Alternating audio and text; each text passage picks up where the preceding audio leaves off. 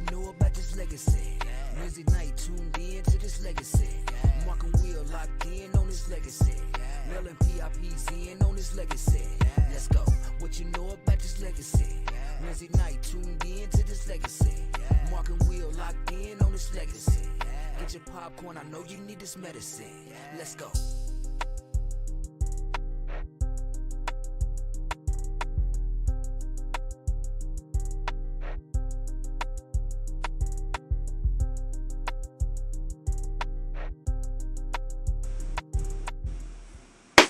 What's going on, people? Welcome to a special edition of Legacy, where this show is strictly about male and PRP talk. And today we have a special guest. Who do we have today? We have Coach Wolfe, Male High football head coach, joining us. Thank you guys for bearing with us. And we kind of switched lanes, and also Coach Wolfe also coached at PRP, so he has a lot of history with both schools. But right today we're going to talk about male. Yes, sir. Coach, how you doing? I'm doing pretty well. We had our first day at school, so it was an interesting day. Like we said, thank you for joining us, especially on the first day of school and things like that. So basically, we want to get everybody, and I say everybody, literally everybody, because almost every coach we done had on this show has been involved or contacted, affected by you, either on coaching staff and things like that. So we definitely want to get everybody, the male Bulldogs, fans, and everybody a glimpse of what's going to be happening this year, and also a look at the past. So, Coach, how long have you been at Male High? Starting my 13th season. Wow. Woo! 13. Oh, my gosh, 13. And so, before Male, like I said, you was at PRP? 3 years at PRP, 6 years at Wagner, and then 2 years in Western Kentucky at a little school called Hancock County. Wow. Okay. All right. So, Coach, let's get right into it, Coach. For the people, for a well-known program that Male High is, but people want to know, like, what is your offensive philosophy? Yeah, so my offensive philosophy centers around what I believe is the most important factor in winning a game, and that is producing explosive plays. So the offense is designed to when the opportunity arises to create explosive plays. And the thing about it is, over the years, everybody knows that you have had some explosive players to go with those explosive plays. So, with that being said, how do you channel like what you have in the past for this year's team?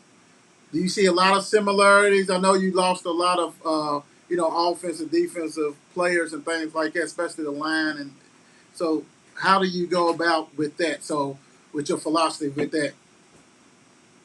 And we're talking specifically offense, right? Yes, sir. Well, the philosophy on creating explosive plays centers around having, I guess, what a lot of people would call a balanced offense, because the old Chinese philosopher Sun Tzu used to say, "Don't attack walled cities." And so, in the game of football, if a team wants to take away one aspect of what you do, they probably in 6A can do that. So the way to create explosive plays, and what we try to do, is to be able to run and pass effectively enough to attack weaknesses in the defense. So those things are helped by having really talented players, and those players can overcome maybe some kind of defensive adjustments. But eventually it becomes a numbers game, and the defense is going to have to either send an extra guy to stop your run or use an extra guy to bracket an elite receiver. And so then you use those numbers to your advantage. So to your point, this year, we're trying to find who is that elite receiver that shifts the balance of power between the offense and defense. We had one in Max Gainey to start the year, but for the next 6 to 8 weeks while Max heals his collarbone, we'll have to see if we can find another one that would take some of the load off of Daniel Sweeney, who's a 1,700 yard back, 29 touchdowns. Actually, Daniel had 32 touchdowns last year if you count the 3 receiving touchdowns. So that's quite a bit of offense coming back. Yes, sir. So as far as like, okay, got to find a receiver to step up. How about your quarterback? How's that battle going, Coach? Yeah, it's really a situation that I feel really good about because I have a junior and a senior who are extremely intelligent and athletic and understand the offense. And so we're just kind of going to let it play out. I always say about quarterback battles, you know when you know. And until you know, you just play both of them. And eventually you'll know. So it's really a good situation to be in to have 2 guys at the level that Lucas and Coulter are competing against one another. And of course, one's a senior and one's a junior. So it really, I think, is favorable for us just to let it play out. And eventually, when we know, we'll know. Right. How about let's talk about the offensive line. You lost quite a few with that. So how's the offensive line competition going with that for you guys? Well, one thing about offensive line play that I mentioned, I believe, to the Courier Journal the other day is even though we've been on this great run of 5 state finals in 7 years, 4 state finals in a row, we have not had the best situation at offensive line coach. A lot of people don't know that we switched offensive line coaches 5 straight years Ooh, during that period of time. wow. And this is the first year Cliff Dawson, who's our offensive line and our new offensive coordinator. Cliff came to us from Trinity High School, where he was Bob Beatty's offensive coordinator Bob's last year. So before I start talking about offensive line, I have to say having the same offensive line coach and the players know his terminology and they understand what he's looking for has been a big bonus. Now, with that being said, we're probably going to start 2, maybe 3 sophomores on the offensive line. So it is going to be an inexperienced group. But I'm very optimistic from the one scrimmage we had against Highlands. We averaged, I believe, 6 yards a carry. And that was with Daniel only really carrying the ball. I think we gave him 5 carries in that scrimmage. So I'm optimistic about it. We have a young tight end who I think has a lot of upside. His name is Andrew Verbancic. He is a sophomore tight end. And so him with the other guys up front, Antonio Taylor is a 2-year starter for us. Hayden Flood is a senior. We're looking for a lot of help from him at tackle. Spike Sewell is a sophomore center who's going to probably win that center spot and really solidify us. He has a great upside too, great pedigree. His dad played in the NFL for a couple of years. So I think it's a group that might surprise some people. I have to say it. The first scrimmage, there was a little bit of surprise. We ran the ball better than what I suspected. So I'm very optimistic about it. Well, Coach, we was actually at the scrimmage, and I thought the game was over at halftime because it was 41 points. I'm like, I was like, well, Marcus, time to go. Like, oh man, this is halftime. Like, what? I'm like, it's 41 points on the board. So yeah, it seemed like it was getting the job done. Let me, Coach, real quick, and everybody knows about Daniel Sweeney, heck of a running back. So how about his backup? You got a reliable backup for him? So at that position last year, we had another. He's now a senior, but he's a fellow junior, Antoine Weathers. Daniel had an injury beginning in the playoffs and was out, I believe, 2 or 3 full games. I can't remember. And Antoine came in and did an excellent job. Now Antoine's been banged up, so he hasn't been ready to go. A junior named Brendan Bates has stepped up, and he had the first touchdown run in the scrimmage. The second play from scrimmage for us was a 26-yard touchdown, and that was actually Brendan Bates that ran that. The first play was a scramble by Lucas Cobbler for about 20 yards, and so we're really high on Brendan. He's a junior. When Antoine gets healthy, we know Antoine can do it. He's a senior, and we have a young freshman, Chase Burton, who's looked outstanding. That also could play some varsity minutes. That's good. That's big time. And it's funny because I remember Brandon Bates when he was at JCTMS playing running back and DB. Did he play like DB for you guys like last year or something like that? I don't think so. Now I could be wrong, but I believe he was a sophomore running back. Okay. So we had a senior running back, Matthew Ford, who was kind of a backup, and then we had the 2 juniors. So Brendan, I think, was just kind of lost in the shuffle as far as numbers. But now that he's a junior, and with Antoine being out, he and Daniel been the 2 guys, at least in that first scrimmage. Bates I believe, had more carries than Daniel in that scrimmage. We were scratching and trying to see who that player was, So Coach. was. We were saying, man, who scored the first touchdown? You know, we was hoping that the announcer would say that, you know, because we know some kids change numbers and different stuff, and then a new face like it. One thing you hit on like a freshman that's really doing a good job. What do you? And I know you probably heard this, Coach. I'm a Male grad, a former football player myself, and I've heard this even when I graduated in '92. You hear people talking about, well, if you go to Male and you're a freshman or a sophomore, you're not going to play and then stuff like that. Now, I know for experience, this from my year all the way up to you, you had Vinny Anthony, had some other kids that play. So what is your philosophy about that as far as freshmen?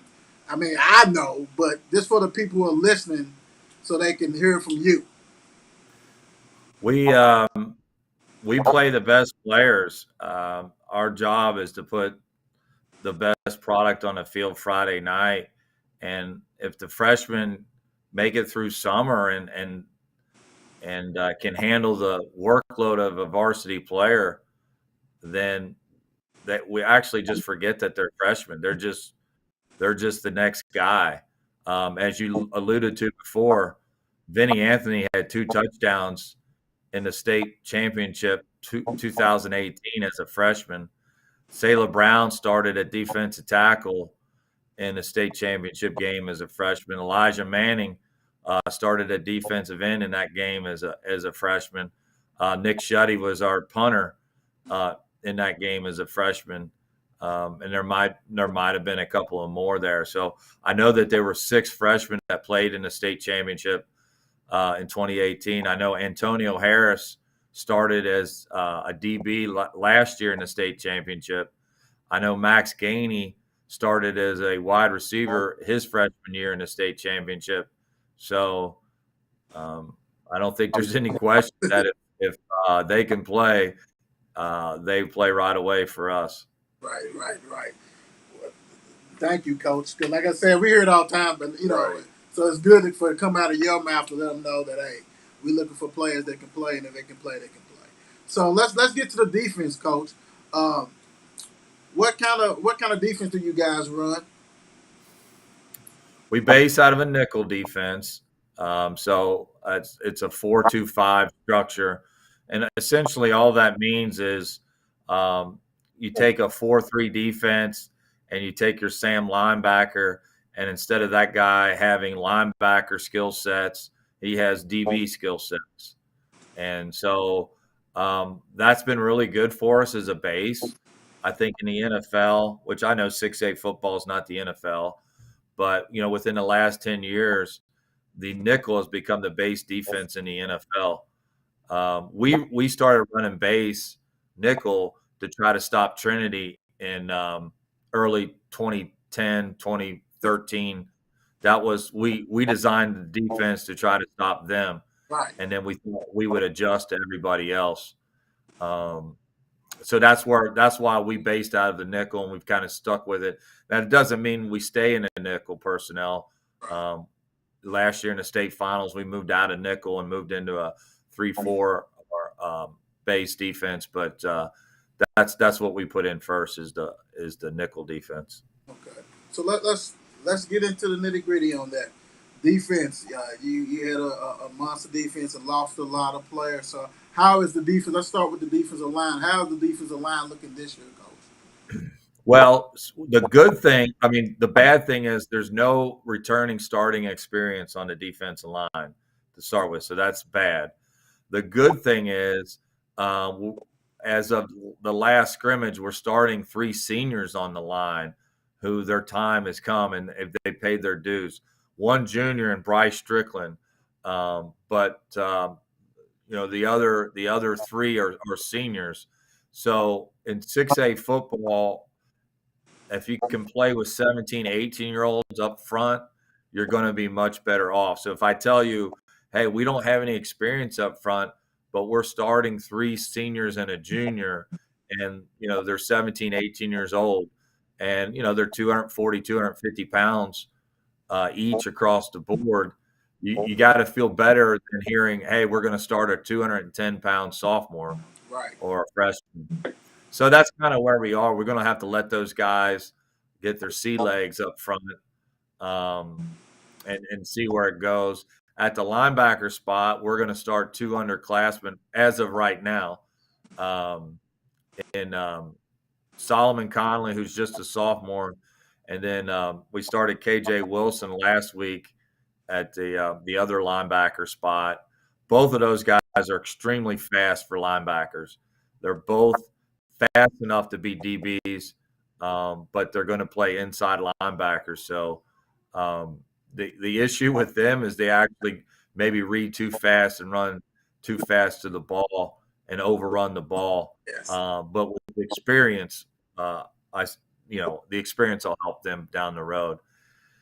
And then the secondary is our most experienced spot. We have Antonio Harris, who's one of the elite DBs in the state of Kentucky. He's just a sophomore. Antonio, I suspect, will be one of the top players in the nation as a senior. We have Ramel Sheffield, who was one of the best field safeties that I had coached. He ended up having season-ending knee injury last year. So he started 2 years, had to sit out a year, and is back this year. So a guy with a world of experience back there. So I just feel if we would have had him, it would have been great to have him in the state finals last year, but we didn't.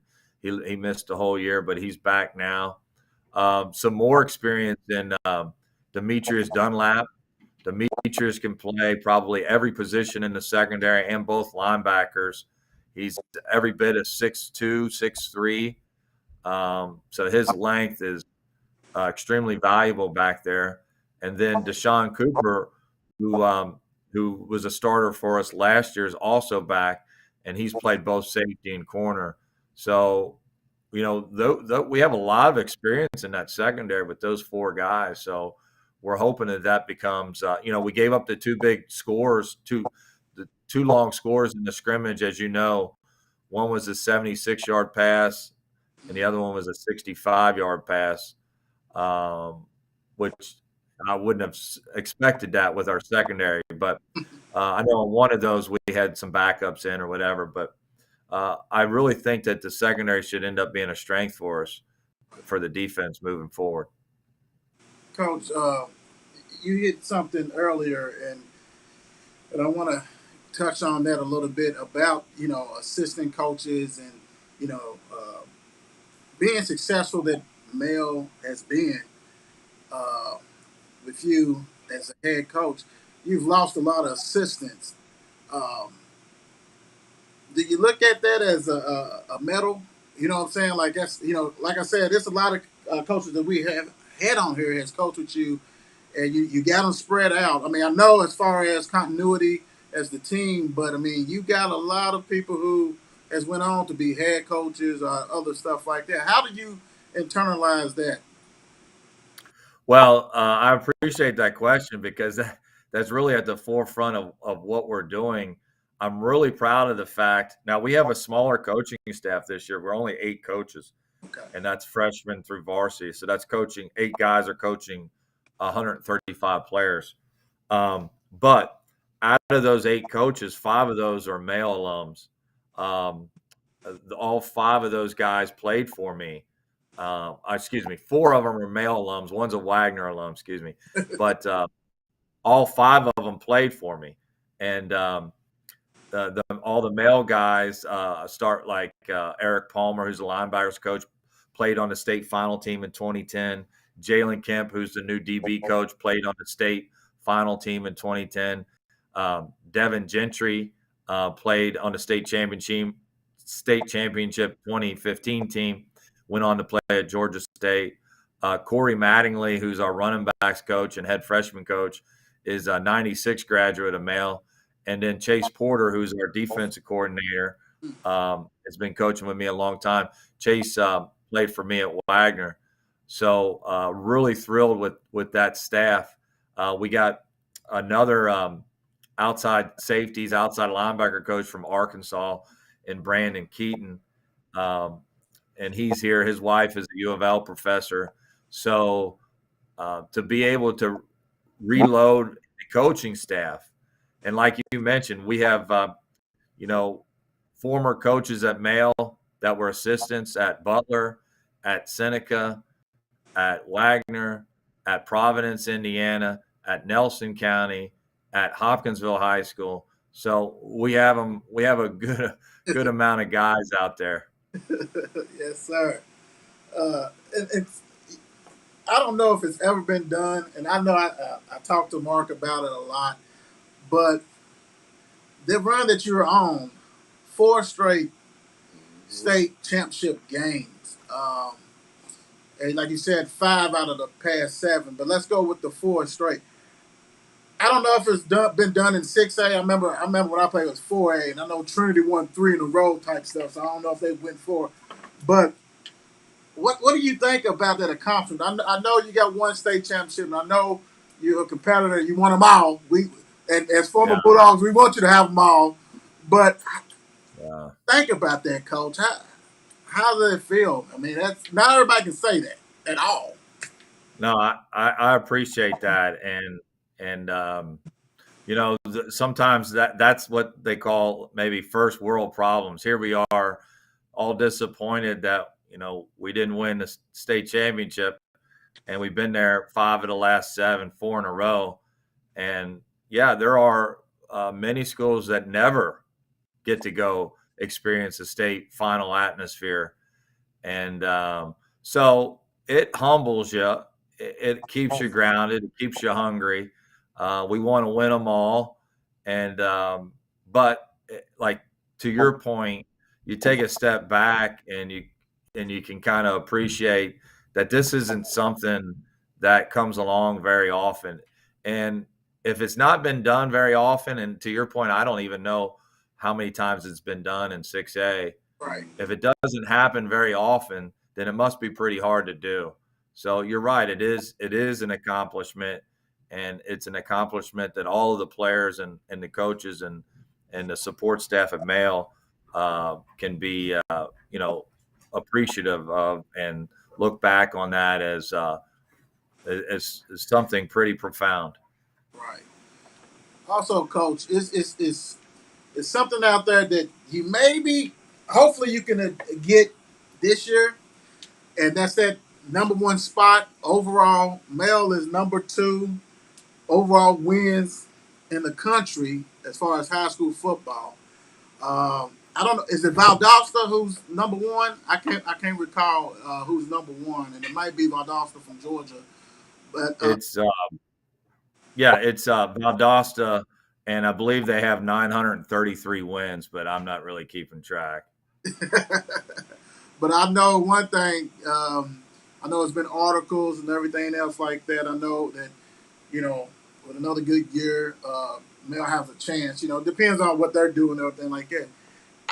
How do And that's another thing, Coach.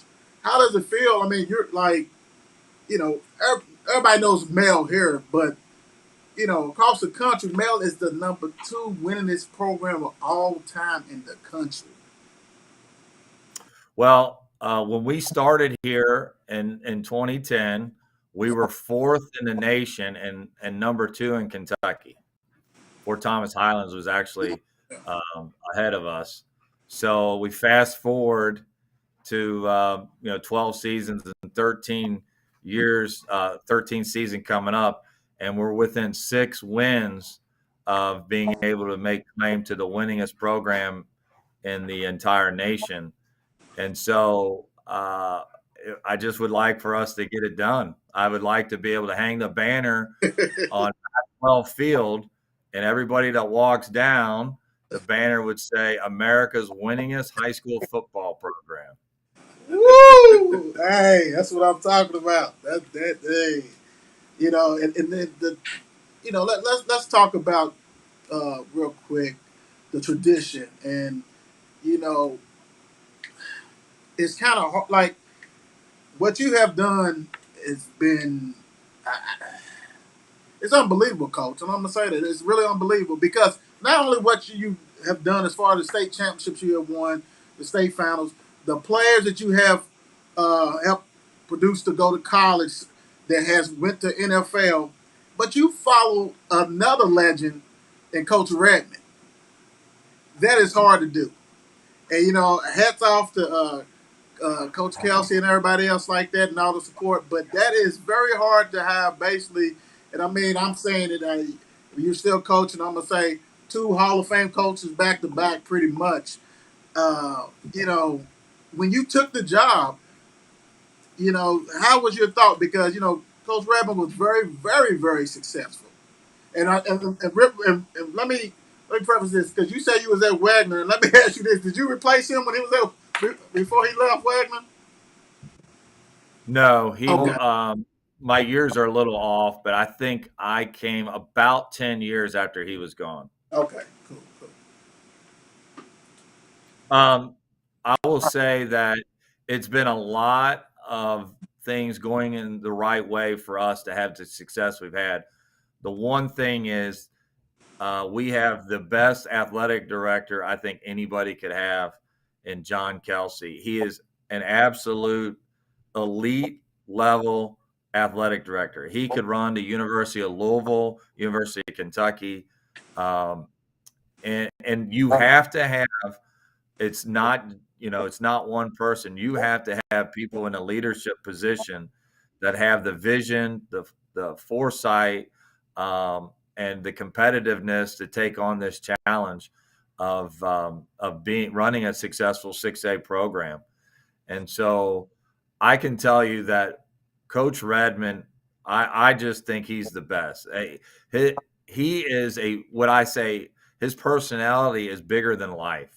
Like he lights up the room. I could just listen to him talk all day long. In fact, he does our games with Glycod, and I just love to go home over the weekend and put on the YouTube channel and listen to him call the game and do the color. He's such a great personality, and he's been fantastic to me. So they always say you never want to replace the legend. You want to replace the guy who replaced the legend. Right. But when the opportunity came up, there was just no way you can just pass it up because you don't know if you'll have a chance again. Right. I know we had a question on YouTube. We have a question for you that they pretty much saying after your rival Manual, is it anybody else that you would like to let the dogs out on? Well, I think everybody at this point knows. It just depends on what year, as far as X and T. Right. Um, you know, we went 2 years back and forth with T, and now it's kind of shifted. Now we're back and forth with X, and so it's always, I think, sometimes people call us the big three, and we do kind of beat each other. Um, but yeah, after Manual, I think you look at the two big privates, and uh, we've held our own against them, and we've had the upper hand a few years, and they've got it back a little bit here and there. But it's been a really good rivalry with both of them. I think it's been a very competitive series, and I think it'll continue to be competitive between the three of us. Right. Right. So, Coach, let me ask you this: if it's one thing, one or two things, but solely one thing that if you could change in Kentucky high school football, what would it be? Well, the first thing that jumps out on the RPI, I just think it's a tragedy, or travesty maybe is a better term, that we could schedule Boyle County, or we could schedule um, Frederick Douglass, and it would count against us versus us playing the worst 6A team in the state. Wow. And there's just no way to justify us taking a hit from playing Boyle County, but getting more credit for playing one of the bottom level 6A teams. That really makes zero sense. Right. Right. Wow. And so we're incentivized the way it is. If you're working at getting the highest RPI, there's a disincentive for us to schedule Boyle County, Owensboro, Bowling Green, Frederick Douglass, Covington Catholic. We actually lose points playing them versus picking whichever, I don't want to say any names, but whatever the lowest level 6A team you want to pick. It doesn't make sense. That should have been changed a long time ago. Wow. Yeah, that's not good at all. That's because everybody wants to see those schools play and all this kind of stuff like that. Right. Coach, before we get you out of here, I know you played with one of my teammates in college, Brennan Booth. Yeah, yeah. He was actually a year older than me and Male, and he's been on the show. And he said that you was playing in college. You played with linebacker. Yeah. So my first year of college, I was running back, Okay. and so my freshman year, I was a running back, and then my sophomore year, I moved to outside linebacker and stayed there. Yeah, he was on there and he said, "Yeah, just ask him about it when he played linebacker and all that kind of stuff." So that's good. So you from the state of Kentucky? Yeah. So I went to Fort Thomas Highlands. I Oh, was on the 1989 state championship team at Highlands. We played. I played my last game at Cardinal Stadium right before the Trinity Warren Central 4A state final game. We beat Paducah Tillman 7-3, and we were on that old turf. And one of the big memories was going into the shower after the game. The kids today don't realize the burns, the AstroTurf burns you yeah, had all over your body. It yeah, was yeah, it was a bad feeling. yeah. I tell my nephews all the time, you guys got it made because that Cardinal Stadium was rough on you. Putting concussions and burns and all kinds of stuff with that because that was like cement, big time. So I understand that one. Uh, so, Coach, um, who you guys got this Friday? Okay, so we have really an important scrimmage for us. We're going to be at Bowling Green, and we have played both of our scrimmages like exhibition games. So there are no like 10 and 10s. It is a real exhibition game. So it's essentially like an NFL preseason game. And that's really how I like to do it. I just, my philosophy is I don't think you get better unless you play it like a real game. Right. And how did you guys do in Alabama, 7-on-7? Oh, I was really pleased with how we did. The first day, which has always been terrible for us because we come out of the dead period, and everybody in the South, they've been doing 7-on-7 6 or 8 straight weeks. So we come out of the dead period, and it takes a while to get us moving. But we've kind of found our little mojo as far as 7-on-7 is concerned, and we won. We went 6-1 on day one, and that's really. I mean, we were really one play away from being undefeated in day one, which is unheard of down there. We played teams from 5 different states, and the Saturday bracket play, we just was the luck of the draw. We ended up drawing Hoover, Alabama, which is not a great draw, the home team in the first round of the bracket. And so we ended up losing in that first round game against obviously a really talented Hoover team. Right. You got any question, Mark? Go ahead. All right, Coach, we're going to let you get out on this last one. All right, Coach, is the times where you thank everybody who's been in your corner throughout your whole coaching career. I'm sorry. Could you repeat that? I couldn't hear it. It's the time where you thank everybody who's been there with you throughout your whole coaching career. Oh, wow. Well, I guess the first person and probably the most important, I'd like to thank my dad, he just celebrated his 76th birthday. Dad was a football player at Campbell County High School, 5'6", 215-pound guard who got a scholarship to the University of Virginia. If you can believe that. 1964. So how has it changed now? You're not recruiting 5'6", 215 guards at the University of Virginia. No, sir. But I will say this about my dad is I started coaching in Hancock County, and my dad lives in Northern Kentucky. And in 1996 is when I first started, and he has not missed a single game. Wow. He's come to every single game. So I think I've coached over, probably close to 300 games or so, and he hasn't missed one. This is my 23rd season as a head coach. Wow. So having your dad that invested and traveling all around the state, I think is pretty special. So I could go on, but it's just everything kind of stems from having that family connection and having your dad just support you as a coach. It means a lot to me. Right. That's big time, Coach. Hey, thank you for joining us, Coach. Sorry we had a little technical difficulties, but we got it on track and everything. But like I said, thank you for joining us, and we wish you nothing but the best. And the Bulldogs to go ahead and do what they need to do. I'm definitely riding down with my dogs, without a doubt, for the H. Thank you, Coach. All right. Thank you, guys. Appreciate you. All right.